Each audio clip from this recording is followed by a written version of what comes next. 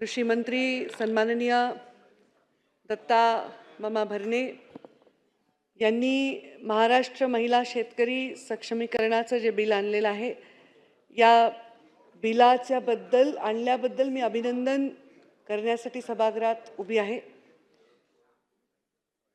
खरं तर महिला म्हणून राजकारणात पाऊल ठेवल्यापासून आतापर्यंत मी वेळोवेळी माझ्या असंख्य भाषणामध्ये हे वाक्य नेहमी म्हटलेली आहे की शहरामध्ये काम करणाऱ्या वर्किंग वुमन जशा आहेत तशीच खेड्यामध्ये काष्टा घातलेली असेल, गोंदलेल्या कपाळाची असेल, चुलीसमोर बसून बांगड्या मागे सारून भाकर थापणारी असेल, ती सुद्धा तेवढीच करिअर वुमन आहे। आणि सकाळी सूर्याच्या आधी उठणारी, घर शेणाने सारवून भाकरी थापून सगळ्या घरच्यांचा स्वयंपाक करून शेतावर उन्हातानात राबून संध्याकाळी येऊन वासराचं दूध काढून गरम गरम भाकरी आपल्या घरच्यांच्या ताटात वाढणारी ती सगळ्यात मोठी करिअर वुमन आहे। आपण बळीराजाचं राज्य व्हावं म्हणतो, पण आपण त्या बळीराजाच्या मागे असणाऱ्या त्या अन्नपूर्णेला ओळख देण्याचं काम आज दत्ता मामांच्या या बिलामुळे झालेलं आहे। याच्याबद्दल मी त्यांचं अभिनंदन करते। खरं तर ओळख या शब्दाची ओळखच स्त्री जातीची खूप कमी झालेली आहे।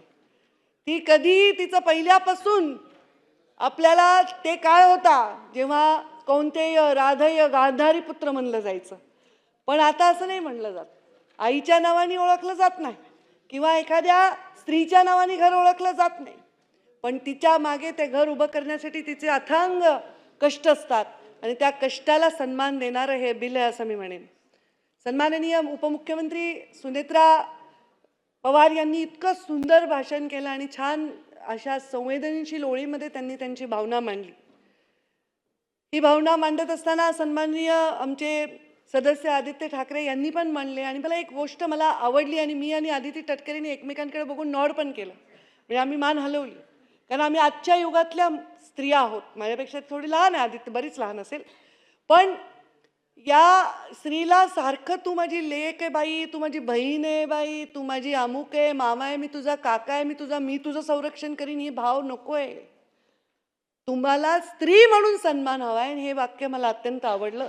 बियॉन्ड एव्हरीथिंग मला ते खूप आवडलं। साहजिक तुम्ही ते देत असाल तुमच्या जीवनामध्ये असंही मला त्याच्यामुळे वाटतं। मी सहज बोलता बोलता सांगितलं की ओळख या शब्दाशी स्त्रीची कधी ओळखच झाली नाही। 9 महिने गर्भधारणा करून असंख्य वेदना करून जन्म देताना एक क्षण लागतो तिला की तिच्या नवऱ्याचं नाव बापाचं नाव त्या मुलाला लावताना ती नाही विचार करत काय।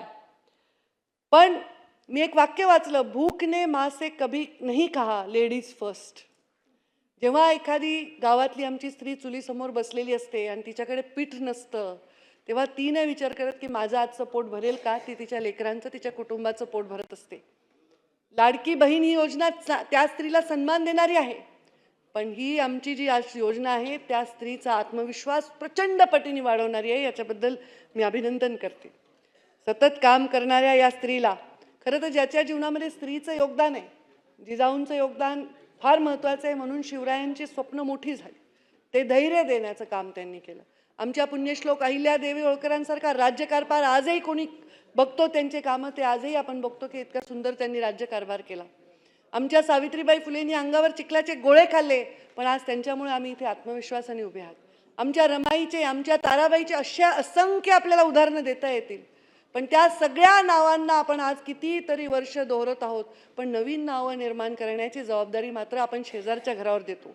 जिजाऊ जन्मावी शेजारच्या घरी, अहिल्यादेवी जन्मावी शेजारच्या घरी, पण आता ती परिस्थिती राहणार नाही। प्रत्येक घरामध्ये एक सक्षम स्त्री उभी राहील, तेव्हाच हा देश एक महासत्ता बनण्याकडे वाटचाल करू शकेल। जिथे नीर आणि नारी या गोष्टीवर काम केलं जातं, तो समाज खूप पुढे जात असतो।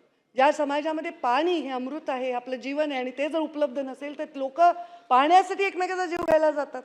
आणि स्त्री बघा ना तुम्ही, आज जर टीव्ही लावला तर असंख्य घटना तुम्ही बघा, ह्या कशासाठी घडतायत? बांधावरनं भांडणं येत नाही तर महिलेचा अपमान केला, महिलेला आपल्या घरातल्या महिलेला सुरक्षा नाही दिली, खूप कठीण परिस्थिती या महिलांच्या वर येते, पण मला वाटतं ती खूप सक्षमपणे काम करते आणि म्हणून तिच्या या सक्षमपणाला अजून सक्षम करण्याचा निर्णय या बिलाच्या माध्यमातून होणार आहे।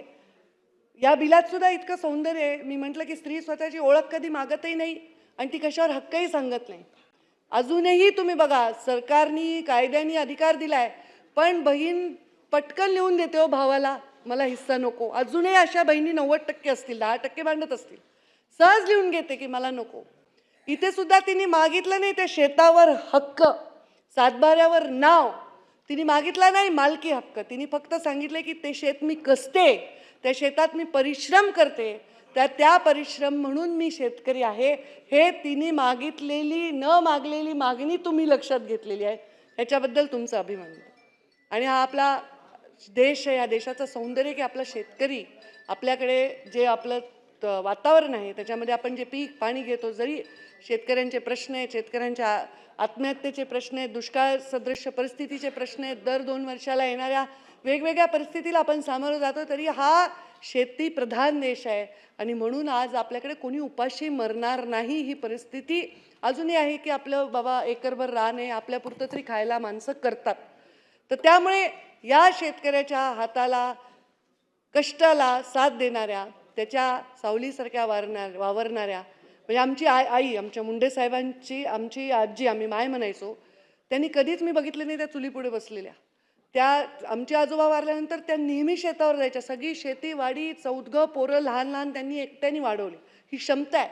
आत्महत्याग्रस्त शेतकऱ्यांवर आपण बोलतात, सांगा बरं एखाद्या महिलेने आत्महत्या केली आहे, तिच्या घरावर संकट आले, ती किती धैर्यवान आहे. आणि या बिलांनी तिला अजून किती धैर्य मिळणार आहे सगळ्या समाजाच्या. अजून एक छान तुम्ही, मला वाटतं या बिलात आपण जातीपातीच्या आत्ताच्या विचित्र वातावरणामध्ये स्त्री या केवळ शब्दाच्या सुंदर माळेमध्ये सगळ्यांना एकत्र गुंफत आहोत. आणि ती स्त्री जेव्हा या गोष्टीवर म्हणजे सक्षम होऊन अजून पुढे येईल, तेव्हा मला वाटतं या समाजात आपल्या स्वार्थी पद्धतीने उभ्या केलेल्या भिंतीसुद्धा जातीपातीच्या जुगारून ती तिच्या एक ओळख निर्माण करेल. मी त्यांना खूप खूप शुभेच्छा देते. या बिलाच्या बद्दल कितीही बोलावं तेवढं थोडं आहे, पण मी त्या स्त्रीमधली आहे की मागच्या स्त्रियांना बोलायचं आहे आणि त्यांचा वेळ न घेणारी स्त्री आहे. हे पण स्त्रीचं सौंदर्य आहे की बाबा आपल्याबरोबर असणाऱ्या स्त्रियांचा वेळ राखून ठेवावा, त्यांना पण पुढे हाताला धरून पुढे आणावं. तर मी फार वेळ घेणार नाही, पण आमच्या दत्ता मामांना अभिनंदन करण्याचा मोह मला आवरला नाही. आणि म्हणून एकच जाता जाता मी म्हणेन, खूप सुंदर माझ्या वाचनामध्ये आलेल्या ओळी सभागृहासमोर ठेवेन. दिवस रात्र राबणाऱ्या हातांना कधीच कसा आराम नाही, असा एकही दिवस नसे ज्या दिवशी तिला काम नाही. घरातील प्रत्येक कामावर जणू तिच्या नावाचा शिक्का बसला आहे. सगळ्या कामाचा जणू तिने ठेकाच घेतला आहे. असे वागणे तिचे जसे व्यसन जडले कामाचे, आणि मोबदला तर काय हवा आहे, 4 फक्त शब्द प्रेमाचे. जगाच्या मंचावर स्त्रीसारखा कलाकार नाही, आणि आजपर्यंतच्या त्या स्त्रीसारखा पाहिलेला मी कामगार नाही. म्हणजे एक बिनपगारी कामगारासारखं तिची भूमिका असते. पण त्या कामगाराला आता तुम्ही शेतकरी बनवण्याच्या वाटचालीकडे नेलं आहे, आणि सक्षम शेतकरी बनवण्याच्या आणि सगळ्या योजना, आता आम्ही सुद्धा पशुसंवर्धनमधनं शेतीचा दर्जा दिलेला आहे. तर मला वाटतं ह्याच्यामध्ये सगळ्यात जास्त माझ्या खात्यामधनं मला या स्त्रियांना न्याय देता येईल. सगळ्यात जास्त पशुपालक शेतकरी स्त्रियांना आपल्याला सक्षम बनवता येईल.